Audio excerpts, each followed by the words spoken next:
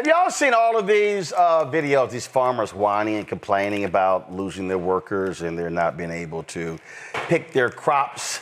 Well, we tried to tell the people it's going to happen. So somebody posted this video on Instagram, and it actually was from 2012. You know, the last time Donald Trump acted a fool when it came to these farmers. I got a kick out of the answers because it sounds like exactly what the farmers are complaining about today. Check this out, y'all. They think the work is so hard until they just turn around and they up and quit. On the farm fields of Alabama, the verdict is in. The state's tough immigration law just isn't working out. They're putting Alabamans back to work. In my area, experience that I've had, they ain't too good at what they do. Keith Smith says most immigration workers left after the law took effect. So this potato farmer hired Americans. Problem is, he says, most show up late, work slower, and are ready to head home after lunch. Some even quit after just one day out in the field. There's a Hispanic man that works for us, and I say, you know, he's 52, and he'll make anywhere from $70 to $100 a day. I said, if you can keep up with him and do a good job, you can make that. But they're not physically in shape to do it. And, you know, probably not mentally tough enough to do it, some of them. Over on this tomato farm, the story's not much different. The bending over, and if you're not used to working and kneeling down and bending over and constantly up and down all day long is the grueling part of it. It really is. I mean, other than that, it's not any harder than anything else you see. With a 9.9 unemployment rate, Alabama is almost 1% higher than the national average. Tomato farmers say skilled workers can make anywhere from $200 to $300 a day, but unskilled workers make much less. And farmers say many Americans are not physically fit and simply don't work fast enough. It's just going to take body conditioning, mental conditioning, in order to earn enough money to make it worth a day's work. Politicians who support the law say over time more unemployed Americans will fill these jobs. They insist it's still too early to consider the law a failure. Nicole Grether, The Associated Press. See, Joe, the reason I want to run that because I don't know where these people are living. I mean, this whole idea, I love the story there. They do hard work. We got to stand up, bend down, stand up. Then one guy talking about, well, you know, if they work hard, they can make $70 to $100 a day. Folk ain't going to do that. And all of these farmers are now realizing, all of these idiots who voted for Trump, these farmers all over the place, they now are realizing, oh, damn, what the hell were we thinking?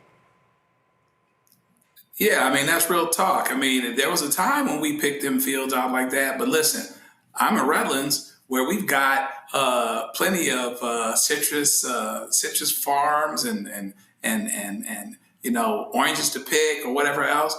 And I ain't seen nary a black person out here picking them. Let's keep it real. Some of us don't do that.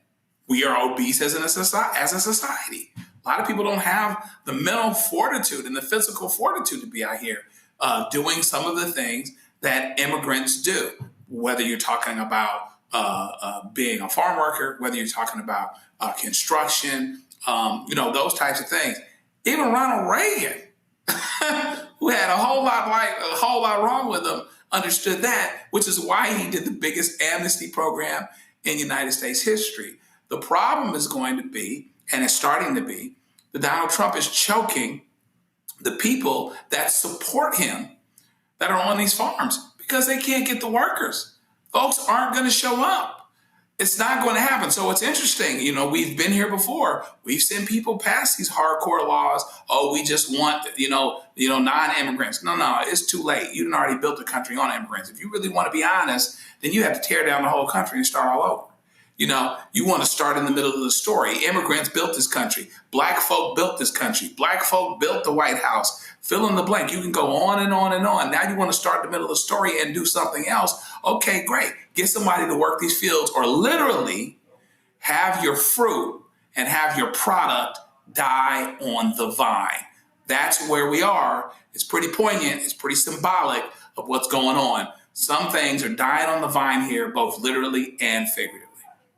I mean, it is stunning to me. In a moment, we're going to play something Michael. It's actually it's coming out of England, because now you see all these white folks now complaining about Muslim immigrants, and we're seeing it left and right. And I'm just sitting here trying to tell these folk, what's wrong with y'all? Like, y'all act like white folks are growing on trees. They're not. Their population is not increasing.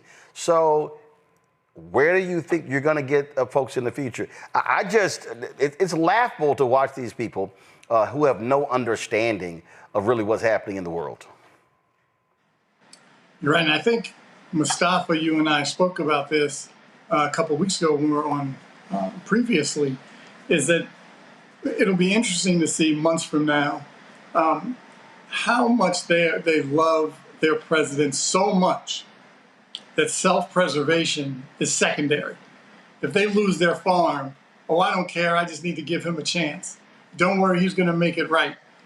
We'll see how far that goes, when clearly, if you're talking about the state of Alabama, and if those statistics are correct, assuming they are, they're almost a double-digit unemployment. And that means these folks who own these farms are going to be in deep, deep trouble. And it's going to cost us more at the grocery store, because obviously we'll have to find these vegetables and fruits and potatoes and tomatoes from other places, which means we may even have to import some of these products that we grow ourselves. So he and his folks and the Stephen Millers of the world are so, as you know, because you've heard me say it several times, their number one priority is white supremacy.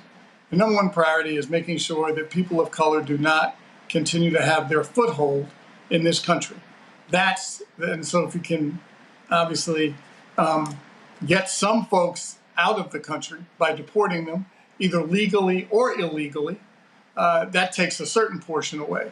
Then if you can drive some of the richest African-American counties in the country and drive folks like that crazy and bankrupt, then maybe you're getting another portion out. If you start to change the rules relative to hiring, then you can push another segment out. And that also, it doesn't just mean people of color. It means women too. And that's where some of these natural ally bases need to come together to stop this guy or stop his agenda, which is why the midterm elections next year are so important. Yeah, I mean, the thing here, Mustafa, and we're seeing this, and I'm linking this because we need to understand what's going on. We talk about white nationalism, white supremacy, all these things are all together. And in a moment, I'm going to show you what happened in England. And then you've got Congressman Chip Roy, who's acting a fool, losing his mind, complaining about the immigrants of Muslims in England. And so all these things are connected. What is happening is white people worldwide are like, oh my God, we are really and truly becoming the minority. When you had a lot of the speakers at Charlie Kirk Memorial talking about, Western civilization and how this is being brought back, what they're really saying is whiteness is coming back. Okay, well, if that's what they want to believe, but that's not what the statistics tell us, we should be very clear about this moment. Not only the racism that you see inside of America, which of course has been here since the beginning, but they're also making sure that they are stoking fears across Europe. So this is a very intentional set of actions. People know what they are doing. It is well funded, and they have an ultimate goal. But unfortunately, that ultimate goal will actually mean their own destruction. And what I mean by that, when you look at it from an economic lens, right? So we started off this story talking about, how farmers are now being hurt. Well, I mean, hate and racism has a cost, right? So they often think about the cost for folks of color, but it also has a cost to these individuals who are supporting it through their vote. Because, there's a conservative number out there that there are 3 or 4 million farm workers who are out there, not farmers, but the farm workers, the individuals who are actually out there in the fields doing the work, that incredibly difficult work, sometimes in 100-degree temperatures, being exposed to pesticides, all these other types of things. So there's an impact, of course, to those individuals, but you can't get other people because Americans are not going to stand in a field. And I've been there because I work with farm workers. They're not going to allow pesticides to drift across and they have to breathe those in, or they're not going to work in fields, for 10 hours and get $7 an hour and not have enough water to drink or enough food to eat, all these different types of dynamics that go on. So when you see folks stoking these fears, they're not thinking this through, because you don't have the individuals, not through birth or through their interest, and actually working for minimal amounts of wage to do this incredibly difficult work. But they fool folks. Wealthy people will fool everyday working class folks into hating individuals who are doing the work that no one else wants to do. And that's the dynamic that's currently going on. And that's why we have to continue to put a spotlight on, one, how difficult this work is, and how hate ends up coming back around. It's like a cancer, and it ends up eating up the host who thought that they were going to utilize it to actually, cause pain or to erase other individuals. It ends up erasing everyone. And that's what we have here in this moment. So people need to wake up. You need to wake up, not only with your vote, and make sure you're actually voting for somebody who cares about you and others through humanity, but also is not going to end up devastating you financially because of the hate that they put forward. So we'll see if people wake up. I'm still an optimist. I still hope so. But actions over the last couple of years have left me wondering if my optimism is not well placed. Hell no, you're not waking up. Look, I keep telling y'all what you're seeing here is whiteness left and right. So check out this. This is this white woman in England who is losing her mind because of Muslims being in the country. We're in England. It's a Christian country. I don't want to hear anything about the Quran. All Christians, yeah. And those angels apportioning each one.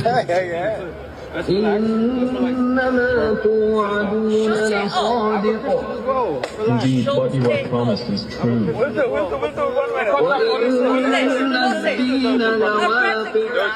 And indeed.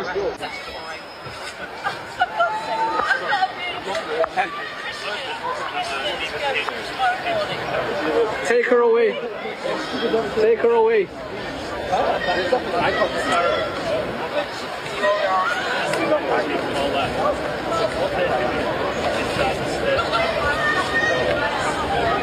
Bruh.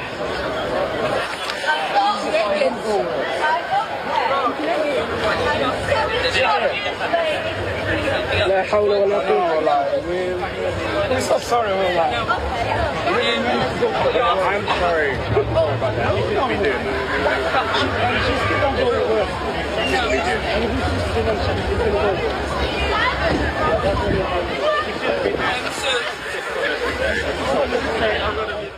Well, what a bummer. I ain't got no problem seeing her get arrested. All these people on social media with no First Amendment, no. First of all, that's in England. Two, she was accosting them. And this is a Christian nation. I don't want to hear anything about the Quran. I mean, but what that, you're seeing the same reaction to these folks here in the United States. Here's Texas Congressman Chip Roy whining, complaining about something on the floor of the House of Congress. I mean, is anybody paying attention to what's happening in London? I'm going to say it here on the floor of the House and get the scorn of people when I say you've got a massive Muslim takeover of the United Kingdom going on right before our eyes. They would say, Chip, well, what is wrong with that? Well, I've got some pretty strong concerns about Sharia law and whether that'll be forced upon the American people. In this case, the people of the United Kingdom. I've got pretty strong concerns about people who want to see Israel's destruction, who were happy about October 7th, who were elected in the United Kingdom.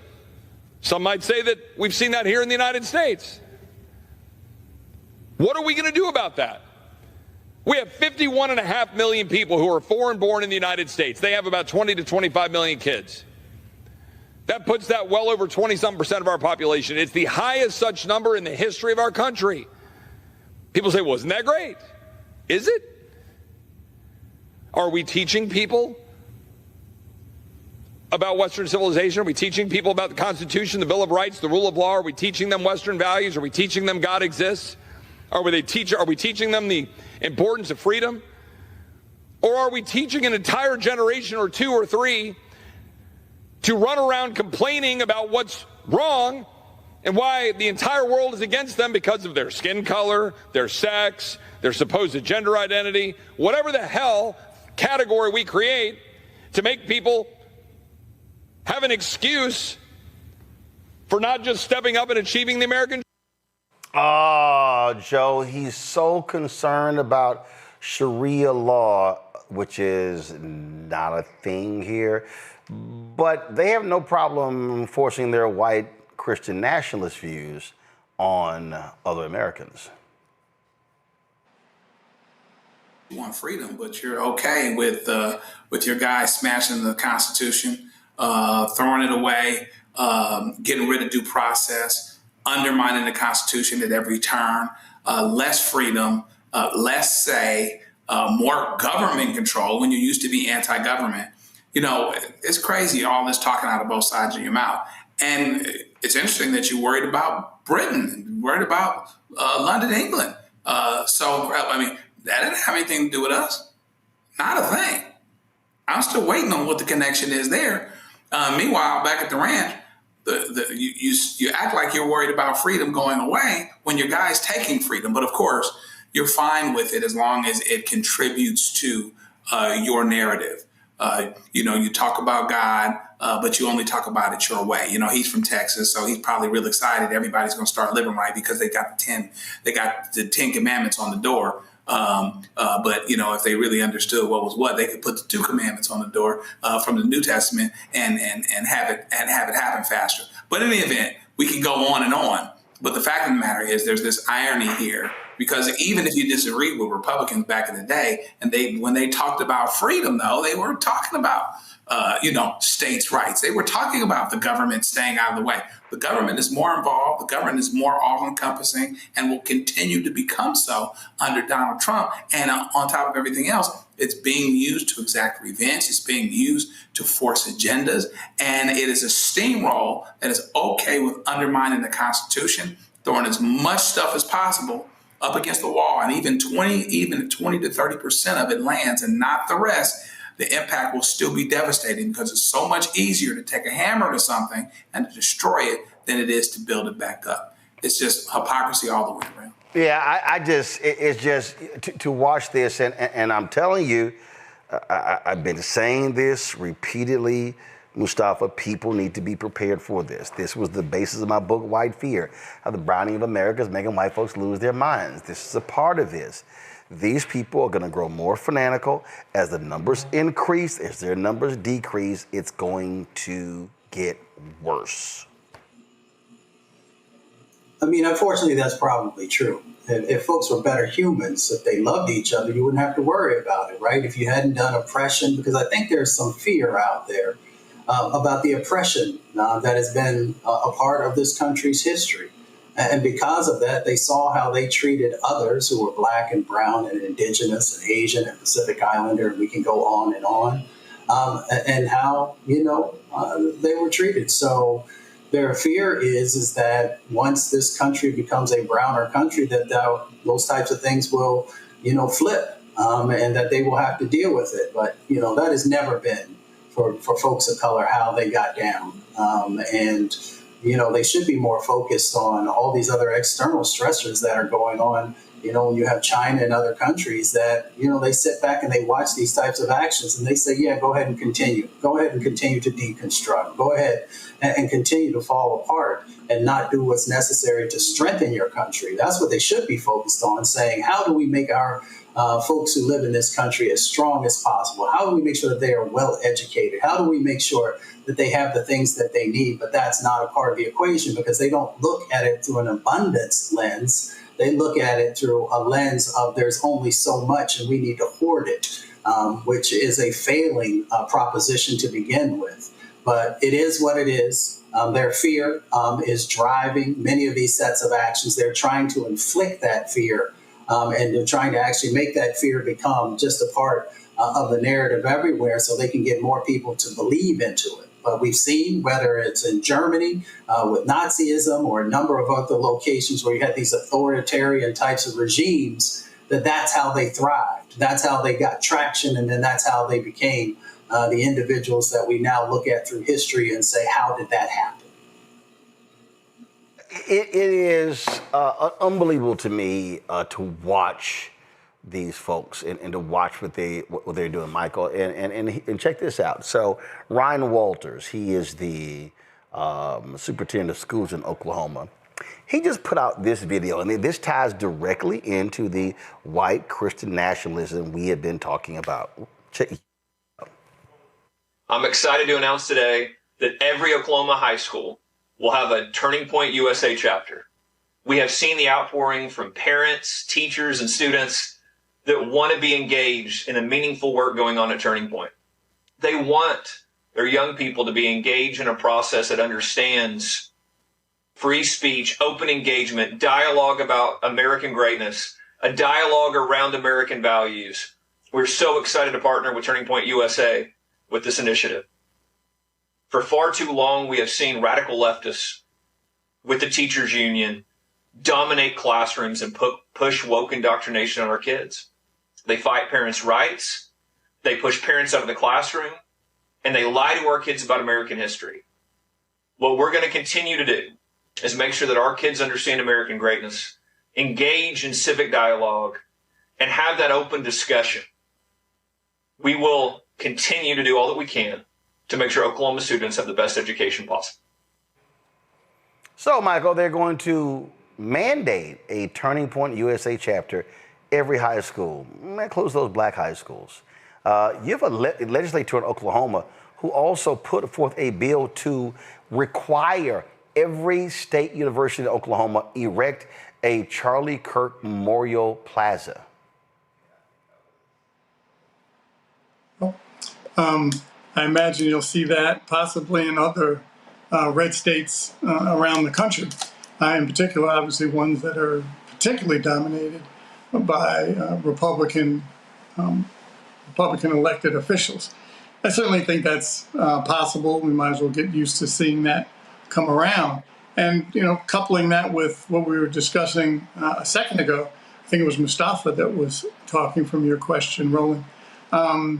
And certainly, at a risk of giving your book, White Fear, a plug, it all started back on the plantation when the families, the enslavers, were concerned that the slaves would band together and rise up against them because there were more slaves than there were family members in the house.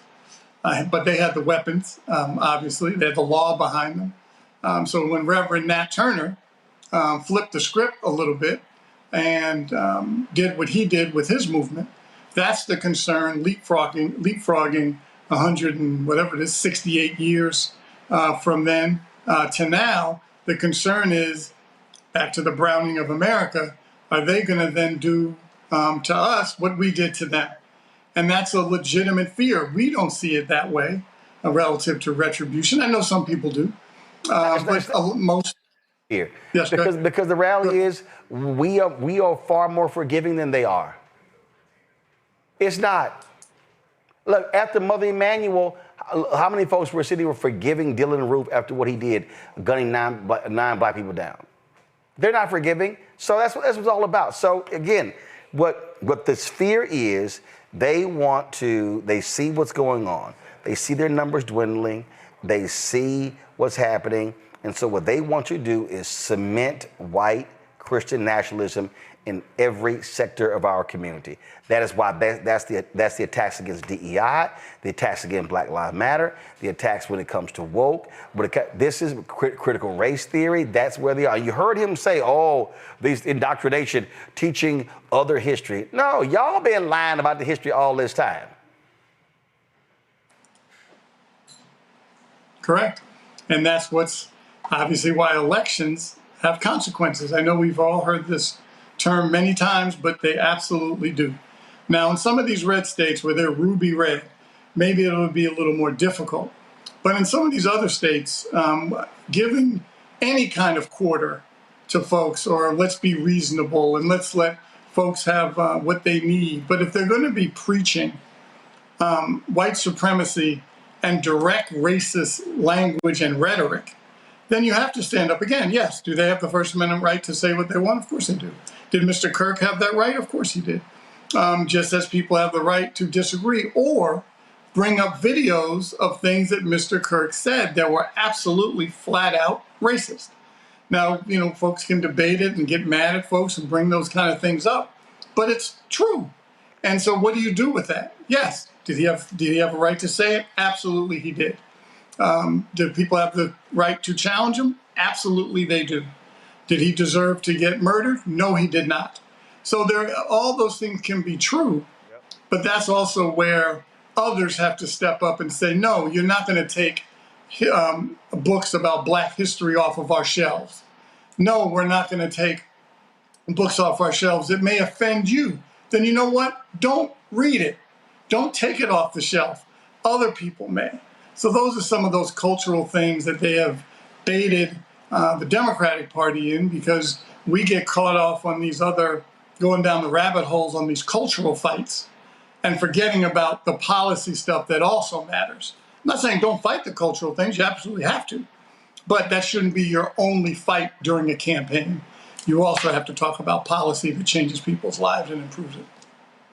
But the reality is the cultural battles are there, Mustafa, and at the end of the day, you're gonna have to deal with it. Yeah, you are. And you have to deal with it through the civic process, which is incredibly important. You've got to vote. You've got to make sure that you're thinking through who you're giving your vote to. You've got to make sure that resources are going to the places and spaces that need them the most. All these different types of things. And, you know, when they have this conversation about American exceptionalism, I'm like, what could be more exceptional than looking at all the amazing things that Indigenous and Black folks have done inside of this country?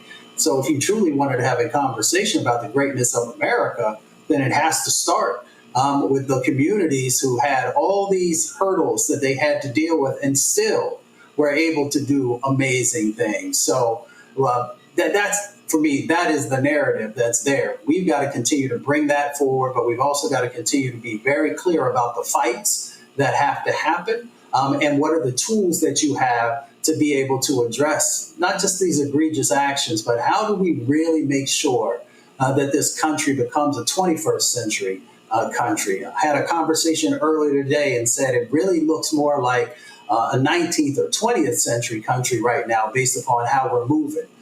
So if we're serious about the future, then the work that we're talking about right now is incredibly important. And that means that we're going to have to sacrifice. That means that we have to get focused. That means that we have to build real community. And at the end of the day, we've got to make sure that we're utilizing our vote in a way that helps to make positive change happen.